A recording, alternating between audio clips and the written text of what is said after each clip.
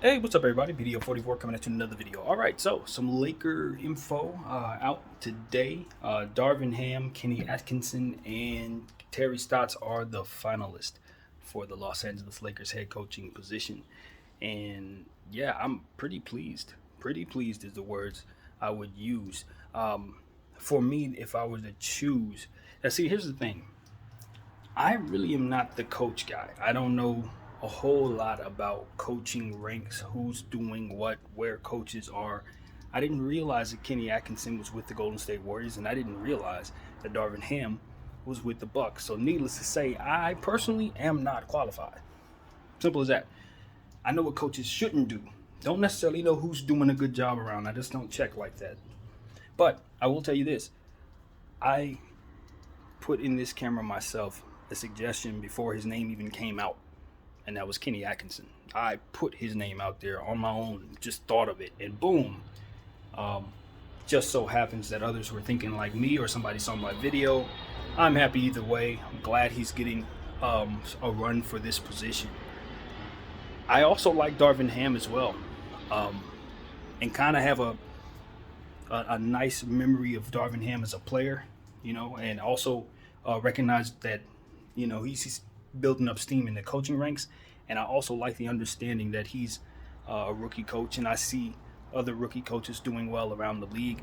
And I think that's a trend that should be continued. I think sometimes we recycle coaches over and over again, and sometimes you just get the same results. I think giving guys new opportunities and being ahead of the pack in terms of giving new guys an opportunity may give you an opportunity to find the next great coach. You might luck out that way. So I like that idea as well.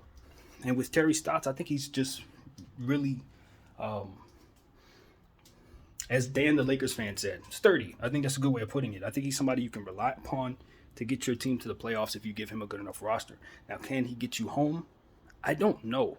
And the reason why I say I don't know is because I think Portland was set up a certain way, and I think he was facilitating what it is that Portland wanted as an organization.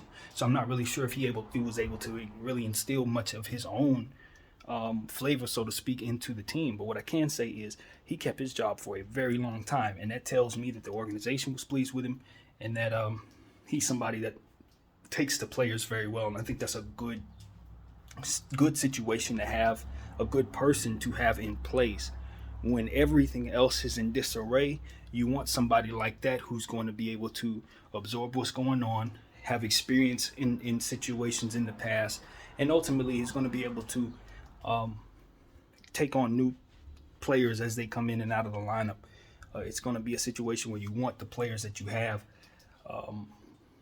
ultimately to give you trade value over the next several years if you're the Lakers. So there's going to be a lot of turnaround. It's going to be a revolving door. And the only thing about Terry Stotts is he's been accused of not having made a lot of adjustments and in-game adjustments and things of that nature.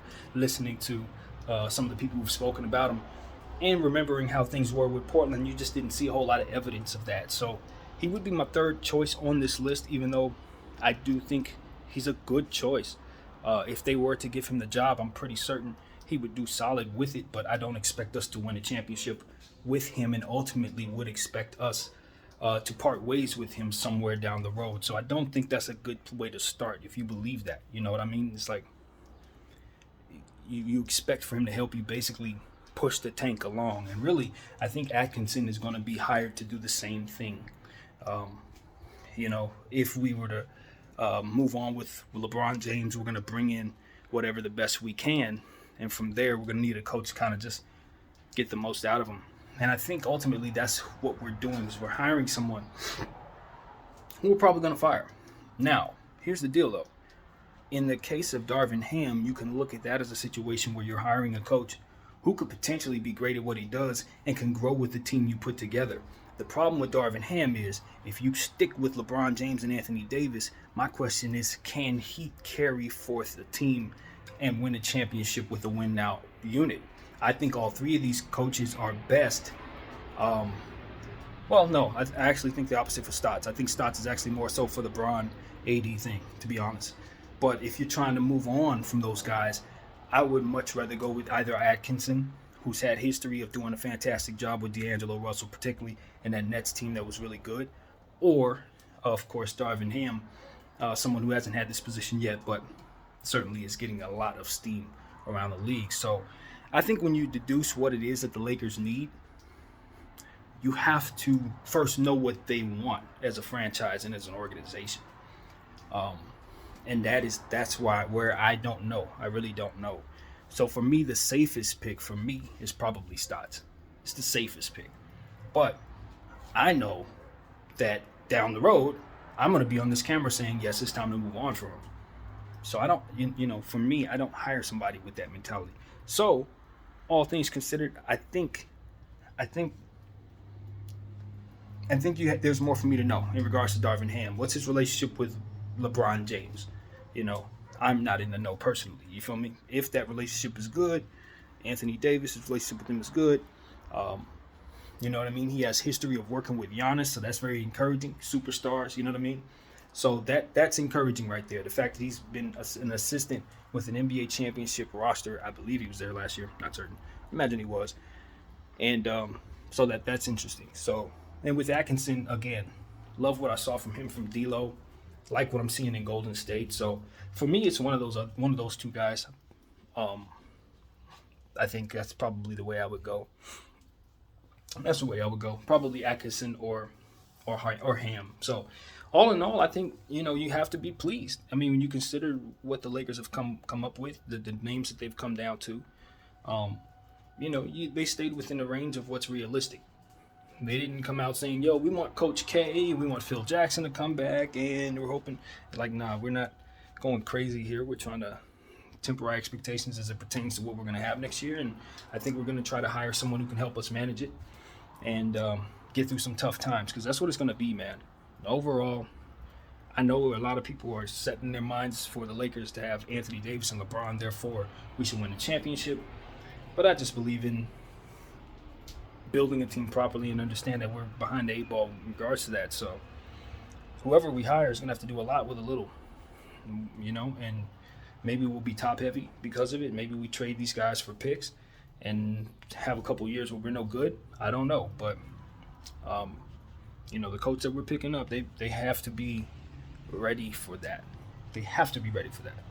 So, knowing that we're going to be bad, honestly, I'm probably just going to pick Darvin Ham off the strength of that, because I know that regardless of what the Lakers front office is thinking, eventually they're going to have to come around to understanding that we just need to rebuild.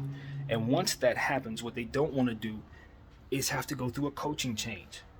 This way, if you pick up Darvin Ham, you know for a fact that at worst, you're dealing with a rookie coach who you can just say, you know what, he doesn't know any better if he makes any mistakes or the team isn't any good. Picking up Atkinson, you know what I mean? His record is that of a losing coach. And so maybe he'll be able to drive the tank, but eventually, if the trend continues, you're going to part ways with him too. This is just, you just know these things already. So it's one of those situations where it's like, all right, Darvin Ham gives me the best of both worlds. At worst, he blows it with the superstars and we have to get rid of him. At best, he does great with the superstars, or we rebuild and then have him in place to just be a rookie coach and go with the young kids that we bring in and the G League talent that we're ultimately going to have.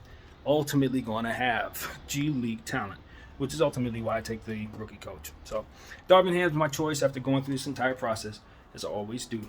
And I appreciate you guys sticking with me on that. And, I ultimately will be fine. If the Lakers hire either of these guys, I'll be fine. I just think Darvin Ham has the best opportunity in my mind of receiving the least amount of pressure because he's a rookie, and ultimately the biggest upside because he's a rookie coach. So that's what I got, man. Darvin Ham. Hopefully we hire him.